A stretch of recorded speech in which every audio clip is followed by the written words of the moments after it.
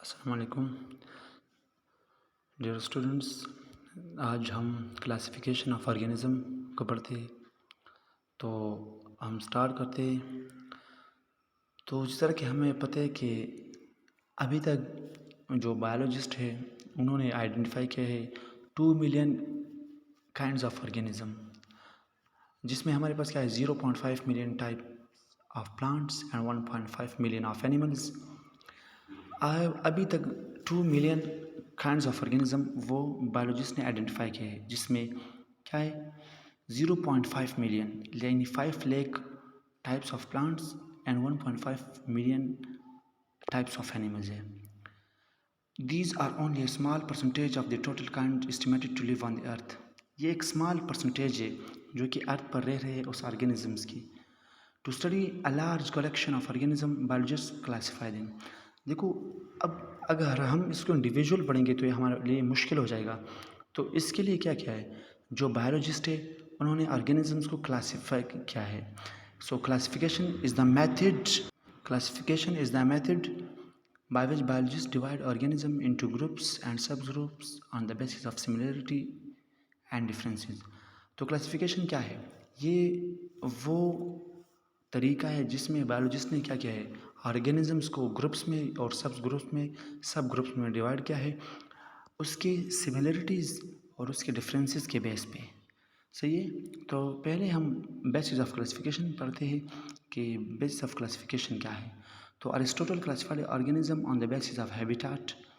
जो अरिस्टोटल था, जिसको हम फादर ऑफ बायोलॉजी भी कहते हैं, तो उन्होंने क्लासिफाई किया था ऑर्गेनिजम्स को on the basis of habitat. For example जो air, water, land. However it was not justified as animals in one group may have nothing in common except their habitat। इसमें उन्होंने क्या किया था कि सिर्फ हैबिटाट के बेस पे उन्होंने क्या किया था, उसको डिवाइड किया था। मीन्स कि उन्होंने जो सिमिलरिटी ली थी वो सिर्फ हैबिटेट ली थी, जो रहने की जगह थी वो ली थी, ना कि उसकी इवोल्यूशनरी सीक्वेंस, ना कि उसके जो डीएनए सिमिलरिटीज़ है, उसके जीन सिमिलरिटीज़ है, वो उन्होंने नहीं ली थी। सही। तो उसके नतीजे में अगर हम देखें जो फिश है और जो टर्टल है वो उसको एक ग्रुप में हम प्लेस नहीं कर सकते, लेकिन हैबिटाट उसका एक ही है क्योंकि पानी में ही रहते हैं ना। तो later biologist began to classify organism on the basis of physical character. फिर बाद में बायोलॉजिस्ट ने क्या किया कि उन्होंने क्लासीफाई किया ऑर्गेनिजम्स को on the basis of physical character. जो फिजिकल कैरेक्टर थे उस पर क्लासीफाई किया। सही है। तो जो फिजिकल कैरेक्टर थे जो कि classify which are use to classify organism are is follow. जो यूज हुए थे, जो इस्तेमाल हुए थे ऑर्गेनिज्म को क्लासीफाई करने के लिए, वो क्या थे, प्रोकैरियोटिक और यूकैरियोटिक। वो ये थे कि जो ऑर्गेनिज्म प्रोकैरियोटिक है या यूकैरियोटिक है। जो प्रोकैरियोटिक है उसका मतलब क्या है कि उसमें मेम्ब्रेन बॉडीड ऑर्गेनेल्स नहीं है, या यूकैरियोटिक जिसमें मेम्ब्रेन बॉडीड ऑर्गेनेल्स है, यूनिसेलुलर और मल्टीसेलुलर, एक सेल से बने हैं या ज़्यादा से, ऑटोट्रॉफ्स और हेटेरोट्रॉफ्स, आया ये अपना खुराक खुद तैयार करते हैं या खुराक खुद तैयार नहीं करते। Modern system of classification is based not only on the habitat and physical characteristics but also on genetics, anatomy, physiology and evolutionary history। जो कि मॉडर्न सिस्टम ऑफ क्लासिफिकेशन है वो सिर्फ हैबिटाट और फिजिकल कैरेक्टर पे बेस नहीं है, बल्कि वो इस चीज़ पे भी बेस है, जेनेटिक्स पे भी, एनाटॉमी पे भी, इंटरनल स्ट्रक्चर पे भी, फिजियोलॉजी पे भी और इवोल्यूशनरी हिस्ट्री पे भी बेस है। सही है। ये मॉडर्न सिस्टम ऑफ क्लासिफिकेशन। अब हम एम ऑफ क्लासिफिकेशन पढ़ते हैं। तो as discussed earlier, classification is the arrangement of organism on the basis of certain characteristics. जैसे कि हमने पहले ही पढ़ा है कि क्लासिफिकेशन क्या है, अरेंजमेंट ऑफ ऑर्गेनिज्म है। सही है। उसकी जो करेक्टरिस्टिक है उसके बेस पे। तो जो एम ऑफ क्लासिफिकेशन है, जो classifying organism into certain groups, इसका मतलब क्या है, इसका मकसद क्या है। तो इसका मकसद ये है कि to determine similarities and differences among organism so that they can be studied. कि ऑर्गेनिज्म के दरमियान सिमिलरिटीज़ और डिफरेंसेस उसको क्या करें, उसको स्टडी कर लिया जाए। सही है। तो ये हमारे लिए क्या हो जाएगी, उसकी सिमिलरिटीज़ और डिफरेंसेस को हम पढ़ के हम इसको क्लासीफाई कर सकेंगे। फिर to provide an idea about the sequence of evolution of organism from simple to complex. कि हमें ये पता चले कि जो एवोल्यूशनरी सीक्वेंस है, सही है। उसमें हमारे पास क्या है कि एक सिंपल ऑर्गेनिज्म से एक कॉम्प्लेक्स ऑर्गेनिज्म तक ये सफ़र कैसे हुआ, ये कैसे बना, ये to express relations based on common feature, कि जो रिलेशनशिप है वो सही है, जो कॉमन फीचर पे बेस है वो एक्सप्रेस हो जाए। सही है। To name and place the organism in proper group, और जो लास्ट वन है कि हम एक ऑर्गेनिज्म को नेम दे सके, नाम दे सके, और उसको प्लेस कर सके एक प्रॉपर ग्रुप में, उस ग्रुप में जिसके साथ इसकी सिमिलरिटीज़ हो। फिर प्रिंसिपल ऑफ क्लासिफिकेशन क्या है, इसके कुछ प्रिंसिपल है जो कि बायोलॉजिस्ट ने क्या किए बनाए हैं। एक ये कि organism are classified on the basis of apparent similarities among them, organism को क्लासिफाई किया जाएगा और या उस ग्रुप में रखा जाएगा जिस ग्रुप के साथ उसकी क्या हो, सिमिलरिटीज़ हो। Organism are classified in one group और in closer group if they have more homologous structures, organism को उस ग्रुप में रखा जाएगा जो उस ग्रुप के साथ उसकी ज़्यादा सिमिलरिटीज़ हो या उसके साथ ज़्यादा क्लोज हो।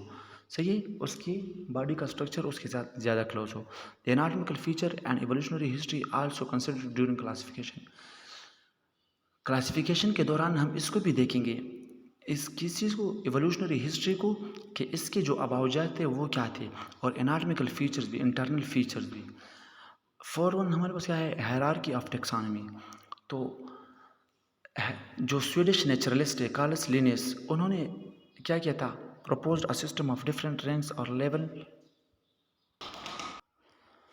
तो कार्लस लिनियस ने क्या किया था, proposed a system of different ranks और level for classification of organism.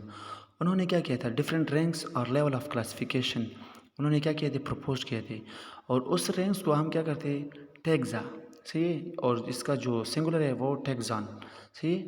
तो the taxa are arrange like a ladder from larger and more general to smaller and more specific.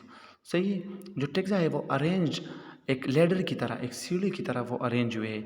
सही, larger से more general या smaller की तरफ से या छोटे की तरफ, एंड मोर स्पेसिफिक और ज़्यादा स्पेसिफिक की तरफ। अब स्पीशी हमारे पास क्या है, तो स्पीशी को हम पढ़ते ये क्या है, ये हमारे पास क्लासिफिकेशन की जो सबसे छोटी यूनिट है वो है।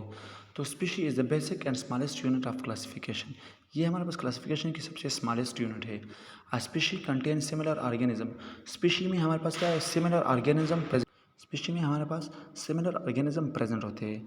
A group of organism that can naturally interbreed and produce fertile of spring is known A species, वो ऑर्गेनिज्म का वो ग्रुप जो कि आपस में मिल सकते हैं और वो एक फर्टाइल ऑफस्प्रिंग को प्रोड्यूस कर सकते हैं, यानी वो एक ऐसे ऑफस्प्रिंग को प्रोड्यूस कर सके वो मज़ीद अपने नस्ल को आगे बढ़ा सके, तो इसको हम स्पीशी कहते हैं। The members of a species have the same number of chromosome, जो स्पीशी के मेंबर्स है उसमें क्या है, उसमें सेम नंबर ऑफ क्रोमोसोम होंगे।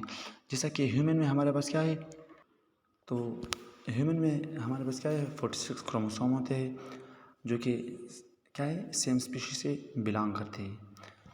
सो फिर उसके बाद हमारे पास क्या है, जीनस है। So genus is the group of species that are similar in some character, genus में हमारे पास वो स्पीशीज़ होते हैं जो कि कुछ करेक्टर में हमारे पास क्या होते हैं, सिमिलर होते हैं। क्लोजली रिलेटेड जेनरा, जिसका प्लूरल क्या है, जेनस है। आर ग्रुप इनटू फैमिली, जो क्लोजली रिलेटेड पर जेनरा होते हैं वो फैमिली में ग्रुप होते हैं। और फिर क्लोजली रिलेटेड फैमिली, जो कि वो फैमिली जिसकी करेक्टर्स वो ज़्यादा रिलेटेड हो, वो क्या है, वो आर्डर में प्लेस होते हैं। और similarly closely related orders group into a class, जो क्लोजली रिलेटेड क्या होते हैं, क्या होते हैं, आर्डर्स होते हैं, उसको क्लास में, और फिर इस तरह क्लास को फाइलम में, और फाइलम को किंगडम में। और किंगडम जो है ये लार्जेस्ट टेक्सा है क्लासिफिकेशन सिस्टम की। सही है। Thank you for watching my video. मेरे चैनल को सब्सक्राइब भी करते जाए कंसेप्चुअल बायोलॉजी को, और अपने दोस्तों के साथ शेयर भी करते जाए।